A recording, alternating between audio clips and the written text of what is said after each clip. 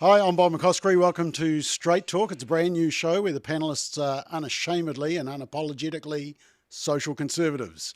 And we're going to discuss social issues that matter right through to the election without constraint, without compromise, and without government funding dictating to us what we should or shouldn't say. Now, if you're watching it, you've probably figured out how to do it, but you can watch on our website, familyfirstnz. You can watch on our YouTube channel, familyfirst.nz as well, or on our Facebook page. And as part of that, you can share your comments to the panel and you can submit any questions you may have. So without further ado, let's meet our special guests, our panelists. And well, I've been told to go in alphabetical order, although I don't think it is alphabetical actually. So firstly, Alfred Naro. Good evening, Alfred in West Auckland. How are you? Good evening, Bob. Good to be here. Good to have you on. Let's go down to the South Island and we have Bruce Logan.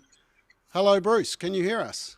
Evening, Bob, and how are you and everyone else as well? Very good. You've got the good weather, unlike us in the north, and especially West Auckland, which is where Ronji Tanielu is. Hello, Ronji. How are you? Carefully, you'll hear the cicadas. Wait your turn, Bruce. Ronji, how are you? Hey, what's up, Bob? Malo, love it, and that's blessed for me because I'm from South Auckland, not West Auckland. So that's right. Look, apologies about that. West Auckland, okay. And let's go down to Napier. What is it, Ashley Church? Whereabouts are you based? East Valley, Bob. Oh, okay. Well, we'll come back to that particular point then. That's very topical. And our final guest is Christine Rankin, who is coming to us from Taupo. How are you, Christine? Good evening, Bob. I'm very good, thank you. Right. Now, it's lovely to have you all online. Let's put them up as a Brady Bunch. Look at that. What an intelligent-looking family that lot is. So one of the things we're going to do as part of this weekly series is we're going to have a soapbox where we're going to give each of the panelists 60 seconds to have a rant about anything that is on their mind. And just a reminder that you can comment on Facebook feed. You can also do it on our YouTube feed as well. Or you can email straighttalk@familyfirst.nz. So we're going to start with Bruce. And Bruce, we're going to give you 60 seconds. Your topic that you want to talk about is refreshing the history curriculum. As an ex-teacher, I'm sure this is close to your heart. So your 60 seconds starts now. Well, I'll start with the obvious. I'm an old bloke, and you might even think I'm a grumpy old man. However, my grumpiness isn't caused by the stereotype of rebellious youth. It's the refreshed history curriculum I'm concerned about. Histories, in fact, not history, histories. There's a strong smell of cultural relativism about it, and the claim that all cultures are equal. It says that Maori history is the foundational and continuous history of Aotearoa New Zealand. Well, is it really? Why then does the curriculum say nearly nothing of 500 years of family and tribal history before the colonial period? Colonisation and settlement have been central to Aotearoa New Zealand history for the past 200 years, it says. Now I understand the plural histories. We have two of them. Why our foundational Maori one and the usurping colonial one. Critical race theory has sneaked in. And so the history of New Zealand looks as though it's about the oppressor and the oppressed. Now, the refreshed curriculum is sustained by an ideology that has nothing to do with history, certainly nothing to do with historical method, and it's written in impoverished English, saturated with virtue-signalling Maori words. It's an attempt to create, it seems to me, a new kind of identity. Children will absorb the ideology thinking that they're learning history. And later on as adults, they'll have a view of New Zealand embedded in their minds that has nothing to do with history and everything to do with the myth of the noble savage and the unforgivable evils of colonialism. The old curriculum might have had some holes. The refreshed one is an open chasm for everyone to fall into. Right. Thank you, Bruce. And it's only because of your elderly status that I let you go well over time. And so next week, I'm going to only give you 30 seconds as punishment. Right, moving on. I can see you're just trying to stir everybody up. So that was a wonderful start. And Christine, we want to give you 60 seconds. Your topic apparently is wokeness. 60 seconds starting now. Yeah, I got quite a shock last week. I posted a cartoon that I thought was incredibly funny, and I really thought everyone else would see it that way. It was two cavemen and a cavewoman, and one caveman said to the other, "I think I'll teach her to talk. What harm can come of it?" And I really thought that was very funny. And I thought everyone would understand that, of course, it's wrong on all kinds of levels, but that's what makes it so funny. Oh no, the reaction by some people on Facebook was awful. Somebody unfollowed me and said that they were really disappointed in me. I said, good. And a man in particular said it was the most misogynist thing he'd ever seen, and he was horrified that I would post it. I'm really sad that we can't laugh at ourselves and we still can't find anything that's even remotely funny in something that actually is. That's well done. my Thank you, bit. Christine. Top of the class. Exactly 60 seconds. Thank you for your compliance. Alfred Naro, now you want to give a shout out to some extra deserving people. And your 60 seconds starts now. Starts now. Yeah, no, it's just a shout out to people that we know that are down in Hastings and Hawke's Bay that are doing incredibly tough. Also down in Wairoa, we know that those families have struggled and are trying to put their lives together. So just want to acknowledge them and all the work that they are doing incredibly hard. The hardest thing is that they've said to us is that initially awesome support that they've had, but actually this is where once things sort of tail off, the pressure, the media, the press, then that's when, the tough time starts as well for some of their families trying to organise their lives and get themselves together. So we just want to shout out to them and just to acknowledge that they're doing it tough. Look, even out here in good old West Auckland and places like Muriwai, where people still can't get back to their homes. So just want to let people know that we acknowledge them, we know the hardship, and wherever we can, we want to offer support, love, help, and prayers for them as well. Great, thank you. That's a very good shout out. Thank you, Alfred. Right, let's move on to Ronji.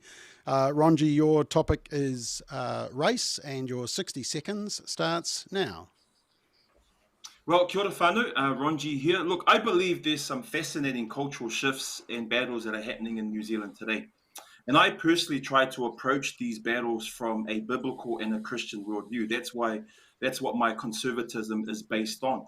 Genesis 1-11 answers many of today's cultural and ideological battles on gender, sexuality, race, climate change, and so on. I think New Zealand is obsessed with race, and we see that with race-based funding and policies in the cyclone responses, all this co-governance debate, people that are appointed to boards purely based on their race. And I'm uncomfortable about that for three reasons. One, I think the Bible and biology says that there is only one race. We have different ethnicities and cultures, but there's only one race, but we have different shades of melanin. I think two, I'm uncomfortable because as I think this approach judges people on the outward appearance more than their character, integrity, and views. And thirdly, I think I'm uncomfortable because it divides people into victims and oppressors. And I, as a poor brown man, should be a victim because of my white oppressors. I disagree with that. Fantastic. Thank you very much, Ronji. And finally, but not leastly, Ashley, and you want to talk about this possible voting age referendum. Your 60 seconds starts now. Thanks, Bob. So you've probably seen that Government Minister Michael Woods is proposing a referendum on whether we should lower the voting age to 16. And my question is, why stop there? Why not drop it to 10? Or why not drop it to 5? We could set up voting booths so that kids could vote through finger painting. Look, I'm being facetious, but the idea is ridiculous. It's clearly motivated by electoral desperation. Let me be clear. There's no science to the current age of 18, but if there was a review, it should be up, not down. Why? Because most young people are stupid. They've got idealistic views that mostly don't work in the real world, and introducing that to our electoral system is a recipe for disaster. How do I know? Because I was a young person once, and I was stupid. What changes? Kids, a mortgage, the school of hard knocks, and some life experience. Bob, your views at 36 will be completely different to what they were at 16, and frankly, you'll be a lot wiser. I do agree on one thing in relation to this issue, though. We should have a standard age of majority.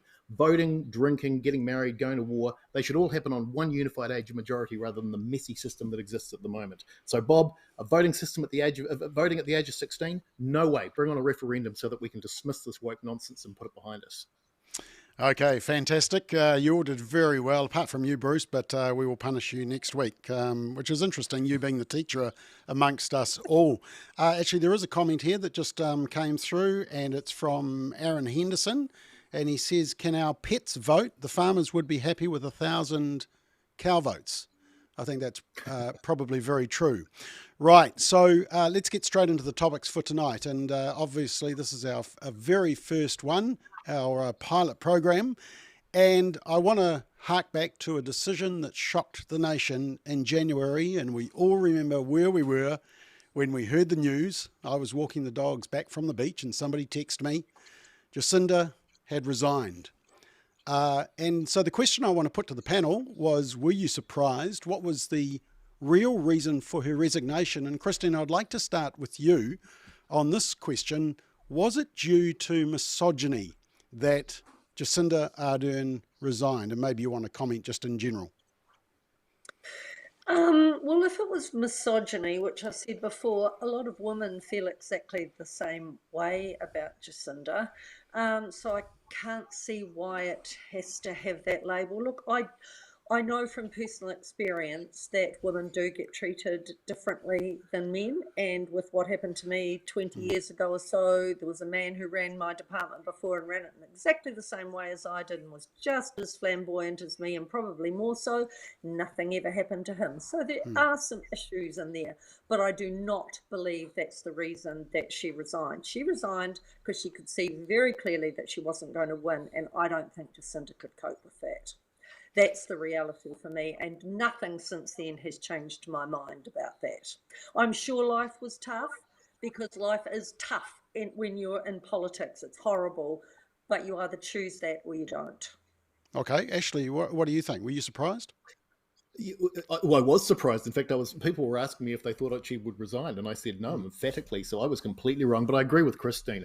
I would go as far as to say, though, that there was an element of misogyny in it. So I mean, you'd be blind not to recognise that there were some people who celebrated the fact that she was gone simply because she was a woman. But they weren't the majority, Bob. The vast majority of people, in fact, over 50% of the population voted for her in 2020, and that was both men and women. What changed was not that she was a woman. What changed was she was a terrible prime minister, that she couldn't deliver, and that she had an authoritarian streak that we haven't seen in this country in my entire lifetime. So misogyny, a little bit, yeah, but it wasn't the main driving influence. It was the fact that she was the wrong person for the job. Ronji, was it a good day? Look, I think, look, I wasn't surprised by her resignation. I didn't support her politics or her policies, to be honest.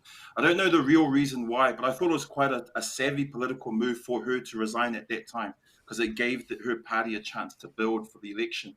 But I think she was a victim of the whole PR and comms machine that she had built herself.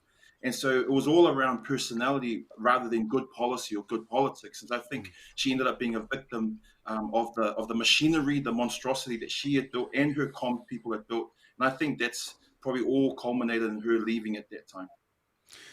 Alfred, what amazed me was just how far her star power fell in such a short time, and it's the cutthroat world of politics, isn't it? I mean, 2 years ago she had a majority government. She was loved by the international media. She was loved by the national media. She was loved by the voters, and yet she was staring defeat and felt she needed to step down. Does that surprise you that how quickly it fell? No, I agree with what Ashley had said, that, you know, it's what they call personality politics, where you're built up on a PR and a comms. And look, as Christine said, public life is a brutal world. It's a brutal place. I think it's sad, though, that in some cases we've attacked the person and we've not actually addressed the character, or, you know, and we should be able to critique leadership. And I think that's really important. And I think that if we're critiquing leadership, then from my own personal point of view, look, when the COVID first hit, she had a team of 5 million. That wasn't a problem. Everyone was on board. It was something new. No one knew how to deal with this. Actually, the point where it started to turn in the leadership decisions was when it came to vaxxed and unvaxxed and the mandating around that. In the article, in the interview that with the media, where the media asked her, so you're saying, Prime Minister, that you're creating two classes of citizens. Now, the choice of words she chose there, in fact, the lack of saying proper words, yeah, that's right, actually means you are now moving from a team of 5 million to dividing a nation. And that's really where I believe that it began to be challenged. Her leadership decisions now are becoming tougher. And I think actually then, if you're a leader that's going to unite a people, that wasn't the response that the people wanted to hear. Okay, now I know, Ashley, you want to say something, but just before you do, I just need to give Bruce a quick question. Bruce, does it make Labor less or more votable that Jacinda has gone? It makes them more votable.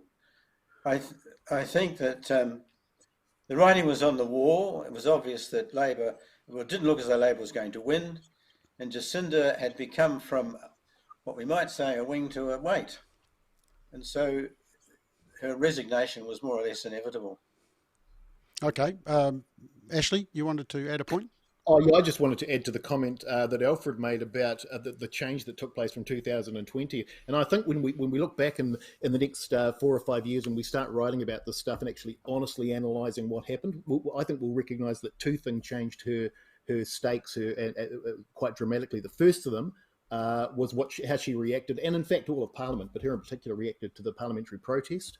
A lot of us didn't agree with some of what the protesters were protesting about, but the way that the government reacted to that, the calling of people as a river of filth, the spraying of them with water, the playing the Masarena, all of the stuff that I think most Kiwis stood back and said, hey, don't agree with you, but you're Kiwis, you've got a right to protest, and this simply isn't on.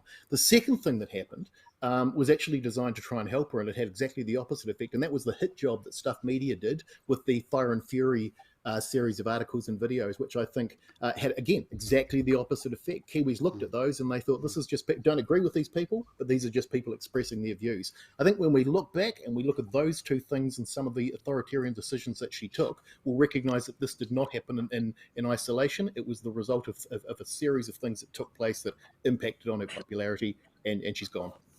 All right, let's just check a couple of quick comments that have been made as a result of our discussion. Child Protection New Zealand, don't know if that's a person or a group. For a party that campaigned on reducing child poverty, they definitely failed miserably. Hillary says she was flippin' mean. Glad she's gone. She destroyed our nation, people's life. She is hated by a lot of people. Actually, Christine, I want to come back to that because it did seem like people either loved her or really didn't like her at all. It really was one extreme to the other, and neither I felt very comfortable with. Is that normal, do you think? I don't know if it's normal, but I think a lot of people who wouldn't have otherwise liked her to begin with and admired some of the early decisions she took. She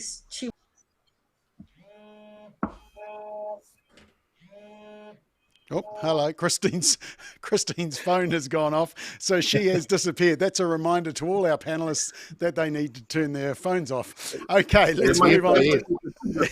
Might be just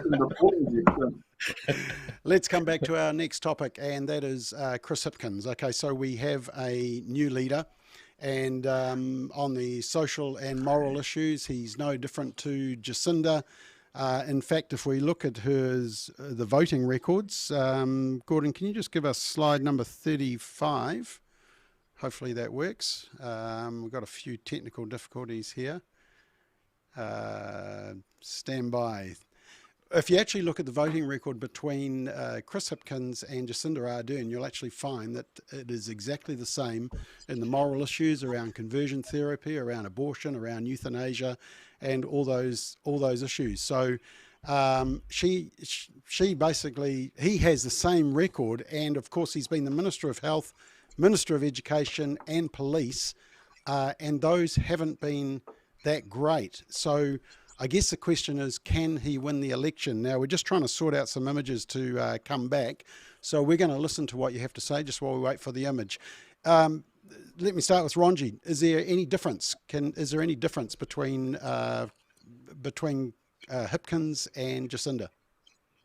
Well, I guess in the moral and social area, you've already highlighted that there's not much difference between them. And to be honest, I think he probably could win the election if National continues to stay in the shadows and in the darkness and doesn't actually come out strong with some good policy.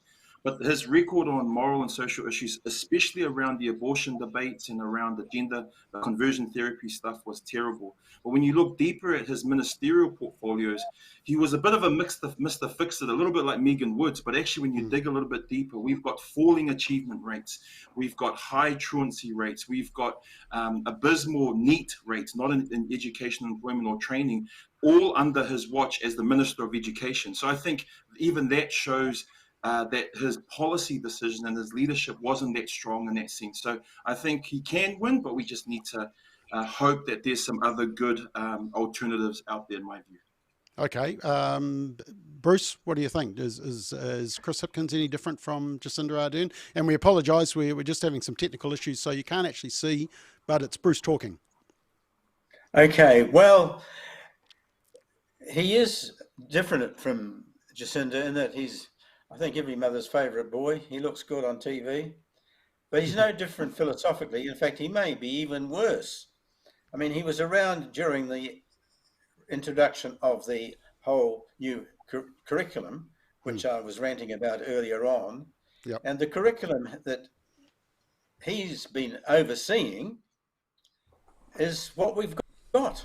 Now, either he knew what was going on or he was confused by his bureaucrats, which is not uncommon for ministers of education. They're frequently confused by the bureaucrats in the ministry.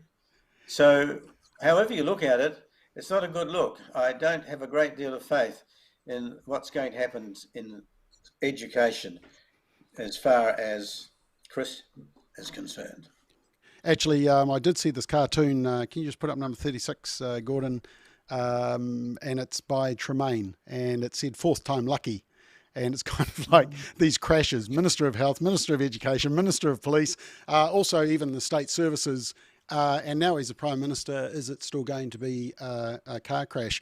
Alfred, what's your thoughts? Having probably worked with Chris Hipkins, you had a bit to do with him as an ex-politician? Yeah, we're on a couple of select committees. We did do some work together, not as much. But I think the thing is that to add to the commentary, the polls have shown that, it's a typical Kiwi thing, right? We, despite what's happened in the past, we'll give someone a go. And so what we've seen is actually Chris Hipkins has actually taken a lift in the polls, because despite all the other elements, they're trying to say, okay, well, and by Kiwis by nature will do that. They're going to give him a go. So really, it's up to Chris to prove himself whether he can actually manage the affairs of the country. Look, and so far, what seems to be coming through, he's got boots on the ground. Yep, he's made a few faux pas and some of those press releases about what's been happening in the Bay. But other than that, most Kiwis will think like he's doing okay. So it's up to him. I think that when he withdrew around the Three Waters to give it another view around co-governance, I mean, what he's trying to do is to show himself a bit more moderate, a bit more considerate, and more of a listener in comparison. So we'll see what happens. Okay, Ashley, what's your thoughts? Oh, look, I agree with everybody with regard to his politics and his ideology. He's no different to Ardern, but he's different in one absolutely key respect. He's a much smarter political operator, and he's shown that by taking the hot button issues which were absolutely impacting on Labor's support, and basically neutralising them over the last few weeks. Really clever stuff. Now, and at the moment, Alfred's right. The public's warned that they've accepted that he's done that, and they're taking him at face value. I don't think that he will continue to be able to do that between now and October. I think that eventually the worm will turn and people will recognise who he actually is.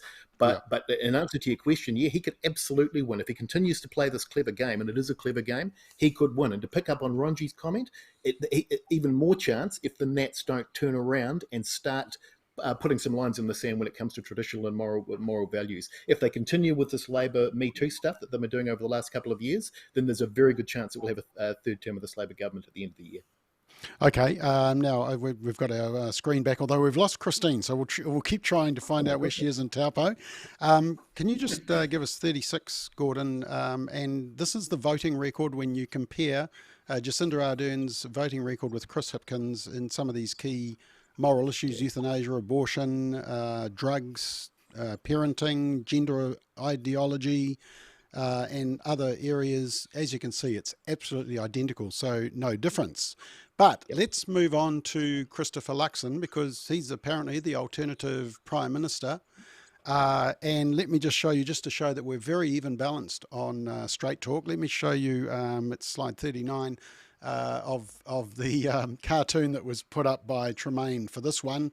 It's entitled "Asleep at the Wheel," and it's the cop talking to Luxon saying, "You've had your license for 15 months now, either get moving or give someone else a go."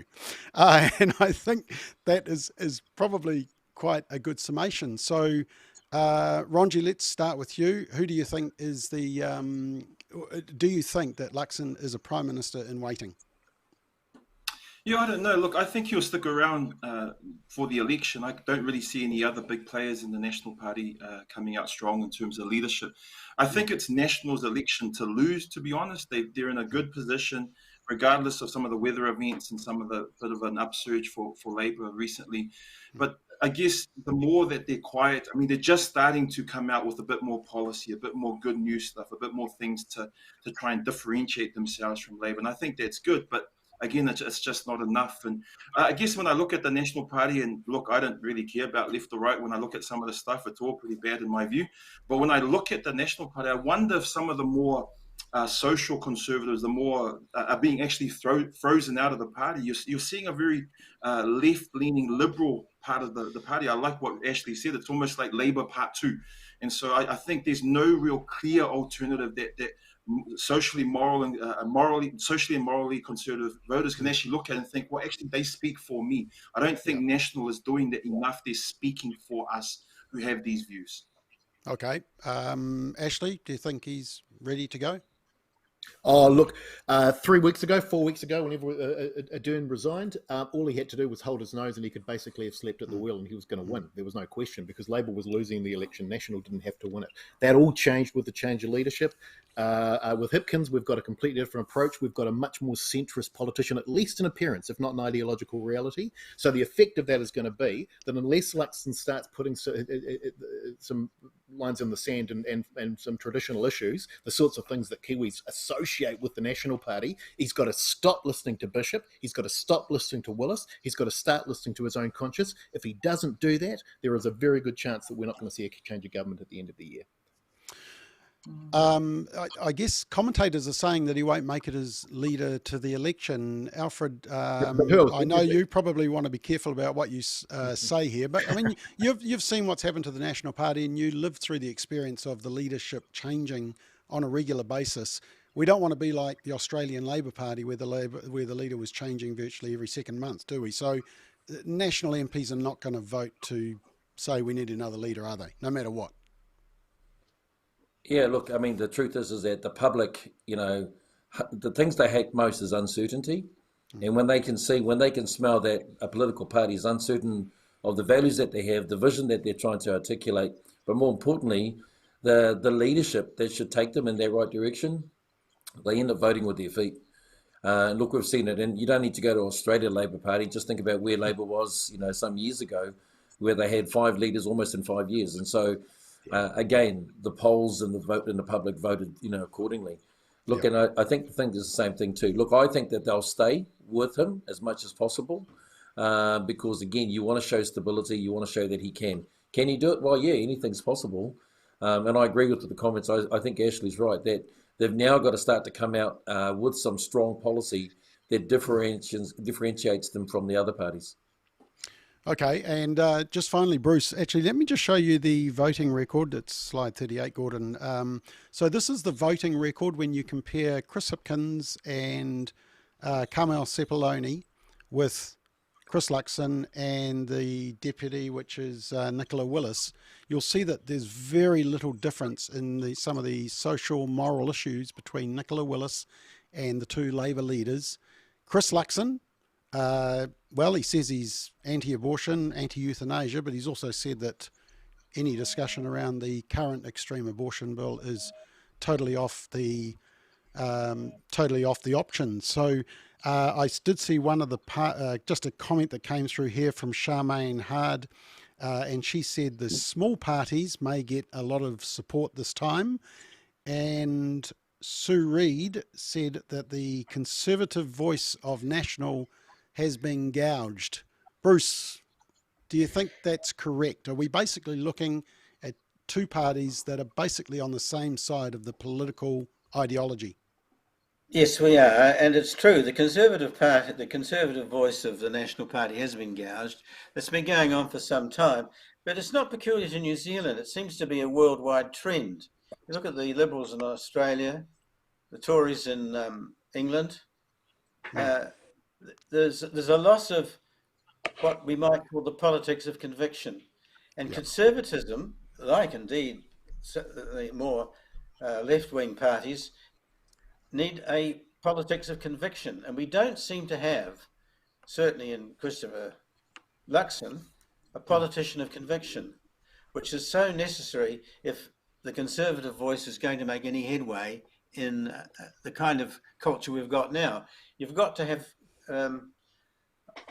well, plenty of guts, really. You've got to be convinced what you're saying and get on with it. And I haven't seen that happening at all. Okay, Ashley, I did see that hand raised. I'll come to you in a sec, but I just want to welcome back Christine. Lovely to have you back again. Technical difficulties in Taupo. I have no idea what happened. I'm sorry. Christine, just a quick comment though. Is Chris Luxon the answer? I'm worried. I'm not at all sure. He's great when you meet him in person, but for some reason he's just not connecting by any other medium. And there's a real question mark for me. I love the Three Waters policy. I think it's absolutely perfect, and that was a great start, but there's something not quite right. I like Erica Stanford. I think it's time they did something really brave and went for it. I'm not sure it's going to work the way it is. Okay, Ashley, what did you want to add? Oh, just picking up on Bruce's comment about people looking to vote for smaller parties because they're dissatisfied. The problem with that, the risk in that, of course, is because there's so many of them. There's a proliferation of these small parties in the country at the moment. The risk for us is that none of them get in because none of them's going to get over 5%. But between them, they get 4 or 5 or 6% of the vote or 7% of the vote. And that 6 or 7% is the difference between having an ACT national coalition and keeping with the current government. So there's a real risk right now that if we vote for those smaller parties in this election, we're going to get exactly the opposite of the result that we want. Okay, well, let's stay slightly on Christopher Luxon because we want to talk about our dear Maureen Pugh and her comments on climate change. And let me just show you a couple of video clips firstly. So let's watch exactly what she said that got her into trouble. I have yet to see the response from James Shaw where one of our local councils wrote to him and asked him for the evidence before they impacted their ratepayer. So you don't think humans? So you don't think humans are affecting climate change? It's not what I think; it's what I can prove. I am waiting on the evidence from the minister that provides that evidence. Christopher Luxon says there's no room for climate change deniers in his caucus. Yes, of course not. I'm not denying climate change. I've seen the evidence of it. We have cooled and warmed over millions of years. You don't. Okay, so that was the original interview, and then all hell broke loose, and there was a mea culpa. She came back out and made this statement. Yes, I do have a statement to read that I've just put together, so you've only just received a copy. I regret that my comments this morning were a bit unclear and will have led some to think that I am questioning the causes of climate change, and that is clearly not my position. I accept the scientific consensus that human-induced climate change is real, and there is a need to curb greenhouse gas emissions. We are seeing the impact of climate change in the cyclone that's devastated so much of New Zealand. That's why National is committed to New Zealand achieving its greenhouse gas emissions reductions targets, including net zero by 2050. Is this what you believe, or is this what you've been told to say? These are my words. We are deeply supportive of being net carbon zero by 2050. Why have you been told to say this? I have not been instructed to say this at all. Why did you say that? Why did this morning did you say that you need evidence that humans? Okay, so that was her response, and you'll notice that the media are just getting stuck into her. But probably the worst example of that was when Chris Luxon turned up on Breakfast on One and had this discussion with the interviewer. Listen to sort of the fairly aggressive interviewing by the interviewer on One Breakfast. By National Party leader Christopher Luxon. Good morning, Mr. Luxon. What did you say to Maureen Pugh? How are you today? Very well, thank you. Oh, look, I mean, you can't be living in the 21st century and deny that human-induced climate change is real. It is real. There's no room for climate deniers or climate minimalists in the 21st century, I just put it to you. That's why the national government signed New Zealand up to the Paris Agreement. It's why we're deeply committed to net carbon zero 2050. And so, yep, Maureen had a terrible interview. She came back and said, no, she fully understands the science base for human-induced climate change. We had a good conversation. I suggested I also wanted her to do some reading around the subject subject as well. So, she has a reading list that I've asked her to go through to make sure she does fully understand the science base. What have you... Okay, so basically, Bruce, you could probably relate to that because that seemed like a really good telling off from the headmaster and sent back to write lines. Is that effectively what happened? Well, it was a disastrous telling off. It was the worst thing I think that Christopher Luxon could have done. What the National Party needs is some kind of variation of understanding of what's going on in the world. And when Maureen Pugh came up with her criticism of climate change ideology, she had something valuable to say. And why she should have been whacked for that is beyond me. It's a failure of Christopher Luxon to really understand what he should be doing. It put me off the whole deal. I mean, I think, well, where is the Conservative voice in the National Party? It's just sort of, has it become suddenly authoritarian? Okay, Ronji is an expert meteorologist who can predict weather in Mangere every week. Can you live in the 21st century and deny man-made climate change?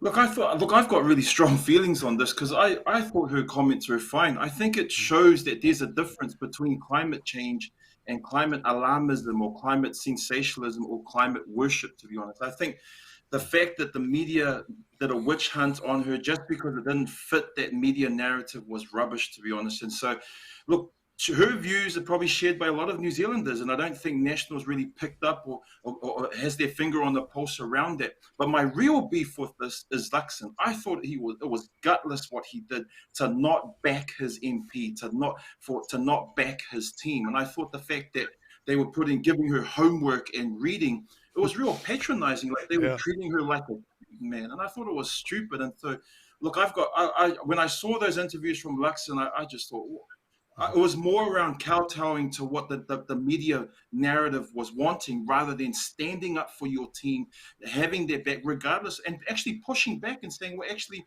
let's have some different discussions and different views on this. So I thought the whole thing was a joke, to be honest. And I wish she hadn't apologized. I wish that she had just pushed through. And Christine, I mean, it's interesting. We talk about misogyny being targeted at Jacinda, but I thought Maureen Pugh really got it from the media.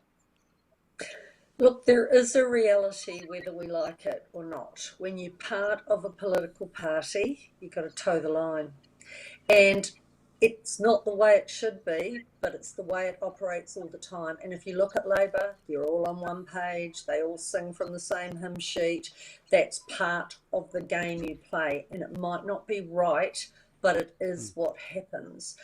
I was horrified at Christopher Luxon's response. He was laughing when he did his interviews as though she's an idiot and, you know, we're all a bit embarrassed by her. And so I'll just laugh my way through it.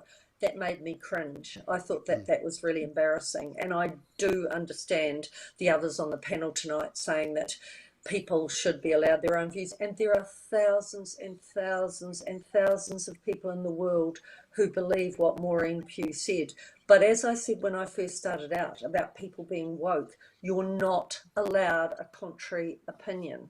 I was listening to a radio program, it was ZB, the afternoon program, and a man rang up and said he was talking about a lot of things and everything went well, and then he said he didn't agree with New Zealand being called Aotearoa, and they nearly flipped. They said, right, that's it, they cut him off. We're not having comments like that. This world is getting absolutely ridiculous. You are not allowed a contrary opinion, or you are just driven into the ground, and it's a really dangerous place for us to be. We don't have to agree, but aren't you allowed to have your own opinion? It's very difficult in a political party, but it's madness. Well, Alfred, you must have stood on those tiles and had those microphones thrust in front of you and had to speak the party line. I mean, how much pressure is there? Oh, look, there's a lot of pressure. The initial interview was not on the tiles. Actually, it's what they call it's the runway. It's the hallway as you're heading into the caucus room. And Maureen Pugh's a really good woman. And again, if you listen to, and as we listen to the interview, she clearly said she wasn't denying climate change. And what she was referring to was, you know, as a local addressing issues from a local constituent, a councillor, and that's what she was trying to address. The question that was put to James Shaw.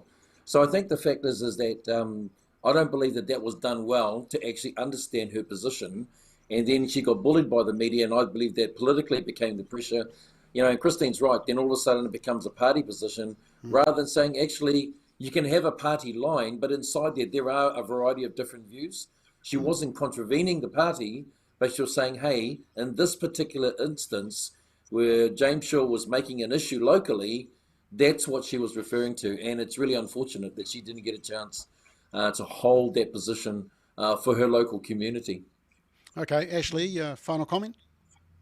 Oh, I mean, firstly, Christine's right. There are positions on which parties take united positions. That's why you have party whips to bring people into line on certain positions. And the interesting thing is that she's a deputy whip as well, which is kind of ironic. Well, there you go.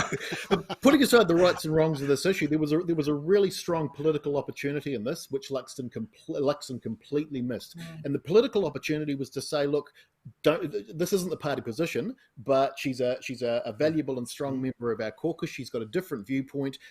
What that would have achieved was it would have made clear what the National Party's position was, while at the same time opening that door a little crack for the people that actually don't believe in man-made climate change, and giving them the message that there was some support for them within the party. So he had an opportunity there to hold out an olive branch to those people. Instead of that, he actually embarrassed an MP, and he made a pretty clear message to the electorate, which was that there is no room for any dissension or disagreement within the National Party.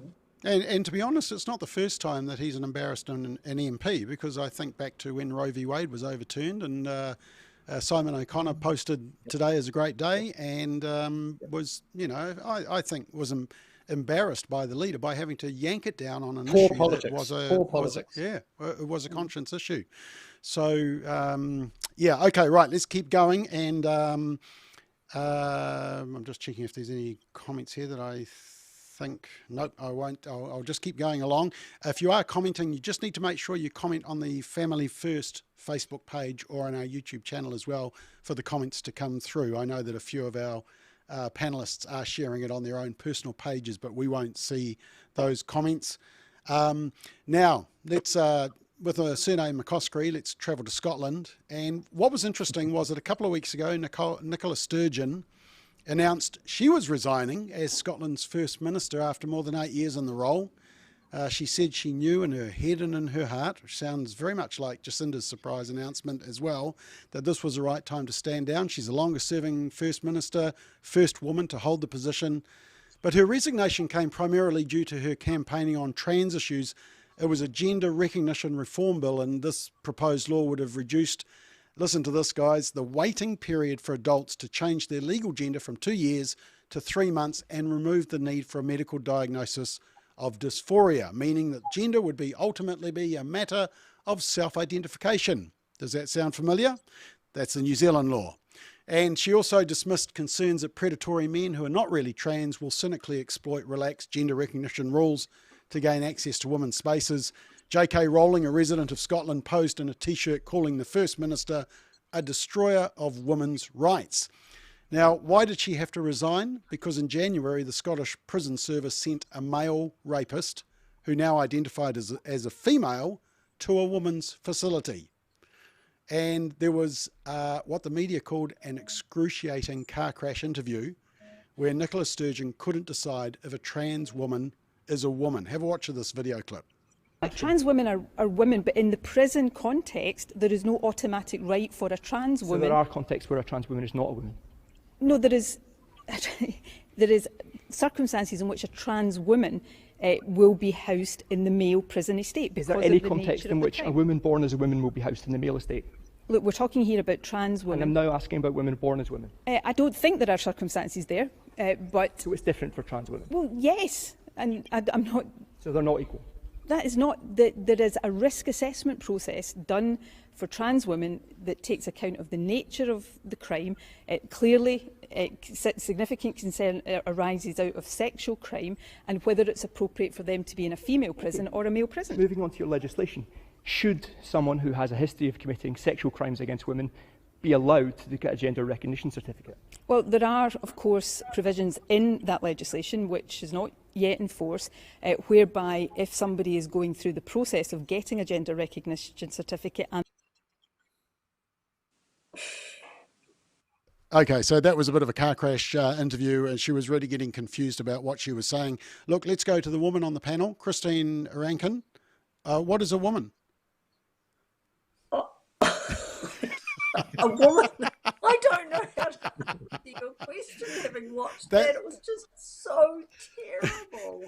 That is just absolutely embarrassing, and it just shows you how complicated and ridiculous it has all become. And I can't imagine the Conservative people of Scotland coping very well with that kind of explanation. It was just awful, and the process and the outcome that goes with it is just cringe-making and awful. I think she insults everybody involved. Awful. Ronji, in the Pacific community, I mean, what do they think of this whole debate around gender ideology and not being able to define a woman and men being able to give birth? Look, it's a really controversial issue, because I think when there's a common argument around the fact that that in Pacific or Polynesian cultures we have whawhinge or whakaleiti, which are basically men who have been born as men, but they identify or live as women, and people are thinking, well, that's culturally accepted and so on.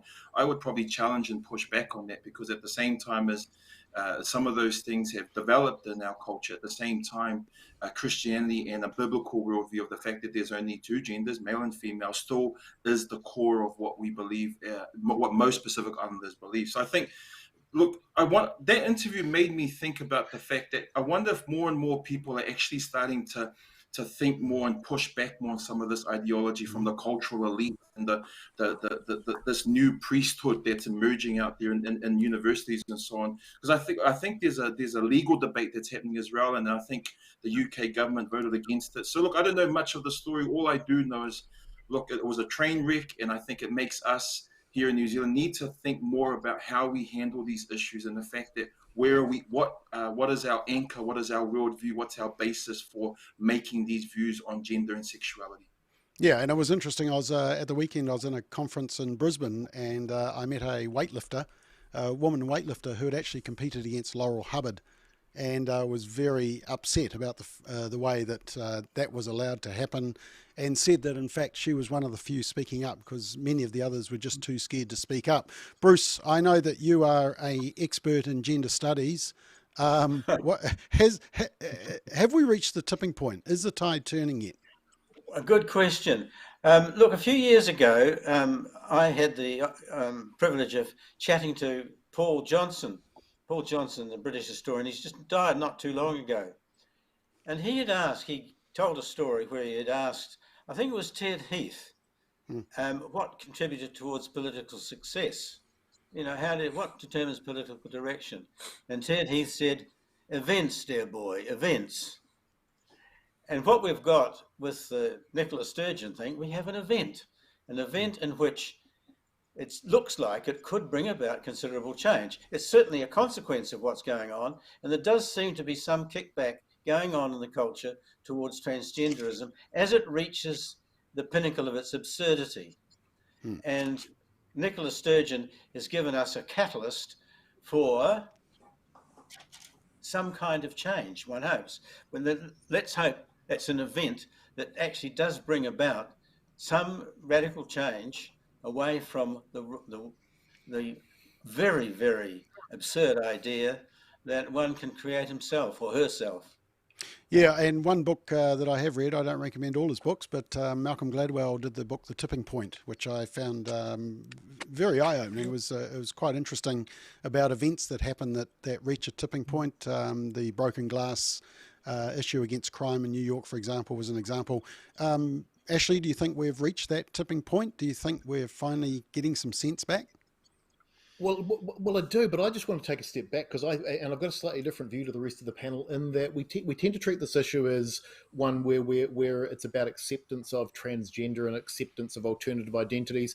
That's actually not the issue. You've been able to do that for a very long time. If you had a different identity, you've been legally entitled to do that for 20, 30, 40, 50 years. It might not have been comfortable to do it, but you've been able to do that. You could have identified as anything you wanted to. What's changed, and it's literally changed in the last 4 or 5 years, in fact, probably even less time than that, is that the drive now is about forcing anybody who doesn't agree with that viewpoint to hold that viewpoint as well, at the risk of public opprobrium.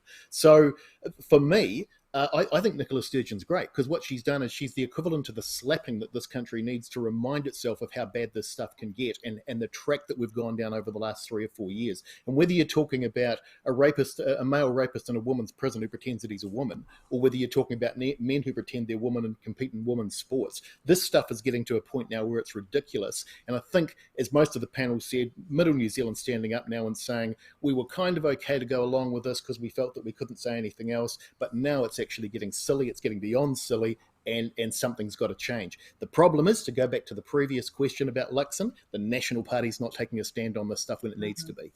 And it seems like we don't have those safeguards in place because, as you said, Ashley, you could do it previously, but for example, you need medical professionals to sign certificates. Now, all you need, and the latest legislation for birth certificates says you just need someone who has known you for more than a year to recommend that you can change your gender, and you can change it year in, year out. I mean, Alfred, my question is, that was voted for not only by the Labour and Greens, who you might expect to vote for it, but also ACT and National. What's in the water at Parliament?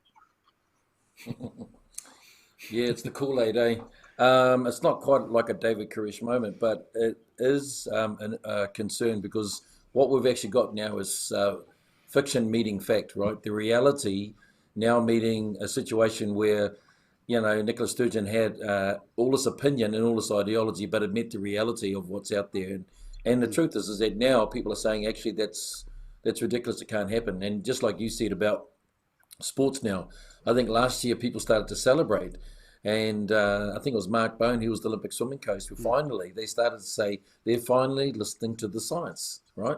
So on one hand, you have ideologues that turn around and say, let's uphold the science, if we think about other things, like climate change and so forth. But then they don't have the science to back themselves when it comes to talking about this so-called ideology. So you can't have it both ways. And what we're having now, and I think you are right, unfortunately, the political situation at the moment is that people are just going with what they think will get them the votes at the end of the day, rather than speaking some of the truth that's actually out there in our communities. And it's what we call the beltway in politics.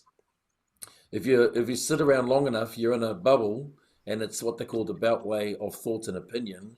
But what's actually happening out there in the grassroots, that's what really counts at the end of the day. And I saw this tweet, which I thought was actually very funny, about the Maureen Pugh case.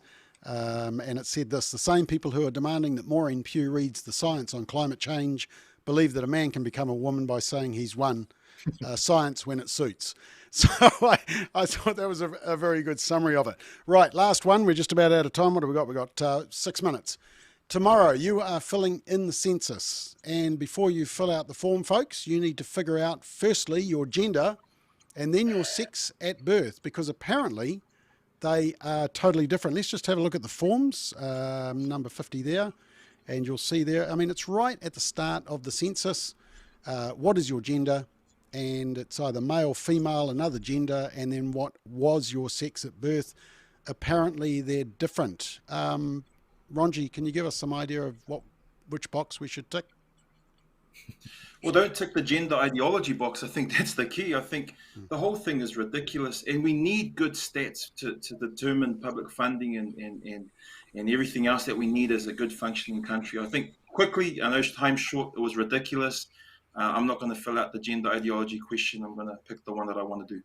Okay, now, Bruce, there has been some concern that if you don't fill out the gender ideology question, then they will just take whichever tick you put in the sex at birth, and that will be your gender ideology. I mean, what is Stats NZ trying to do? Well, we're getting a situation where we're being seduced into thinking about what a human being is by the use of words that actually don't mean what they are declared to mean. One sex is very obvious, that one is either a man or a woman. Somehow or other we have this invention of gender, as though it has some kind of validity in itself, rather than just somehow related to that some people behave like women, some people behave like men, and so on. So that we have got the idea that gender has become hardwired into our culture in a way that's now become impossible or very, very difficult to talk about the obvious difference between gender and sex, and they become identical almost. So, Ashley, should we just ignore the census? I mean, legally we have to fill it in, but are we buying into the ideology by filling it in? Because ironically, you don't have to fill in the religious question. Yeah, well, so if you don't Ronji's want to right. fill it in, Basically, if you're don't watching fill it this, in. don't tick the one that doesn't apply. But I'm not as horrified by this as by anybody else, for the simple reason that this is an inevitable consequence of the position that nations are taking at the moment. So the census question and the fact that this is included in stats questions is simply a consequence of all that other stuff. And if we're going to resolve it, if we're going to fix this, you don't fix it by not answering that question in the census, although that's the right thing to do. You fix it by taking it back to the politics and getting people of good conscience and decent people in Parliament who are actually going to stop this nonsense. Okay, Christine, I know that you're a grandmother. We found out that kids are doing a school census, which is being used in primary schools for as young as 7 years old, hosted by Auckland Uni Department of Statistics, StatsNZ, and the Ministry of Education. And one of the questions they have to do, where are we? We are slide number 52. They have to answer this question. Oh, well, this was a question in 2019. Are you male, female? So that was pretty easy. But then in the last census, they're asked this. What is your gender? Remember, this is 7, 8, 9-year-olds. What is your gender? Male, female, another gender? Miss, what's another gender? Or skip the question. Why should I skip the question? Don't I have a gender? I mean, is this confusing for your grandkids? Yeah, and I think it's child abuse. It's 7 years old. Why on earth would you want to confuse their little minds by asking such a question that they couldn't possibly understand? And look, I want to acknowledge that sometimes nature gets things wrong, and there are people caught in these situations, and it's horrible. I just think that's a terrible thing to have to face. But this is going to extremes that are absolutely unbelievable. A friend told me recently that her 15-year-old daughter was given at school 29 choices about what gender they might be. 29 choices, and they had to think about which one it was that they felt they were. What's wrong with us? Well, I think we should be more upset that there were only 29, because I heard there were 112. I mean, what's going on? That school is just falling short. Yeah, they're way behind, obviously, way behind. I know. Alfred, have you had any interaction with StatsNZ? I mean, have they been overtaken by activists, or are they simply not standing up to activists? Oh, look, the truth is that they've been driven by a political agenda. That's the bottom line. And, Ashley's right. Because that ideology has just driven right the way through, they've now become the social and the moral police.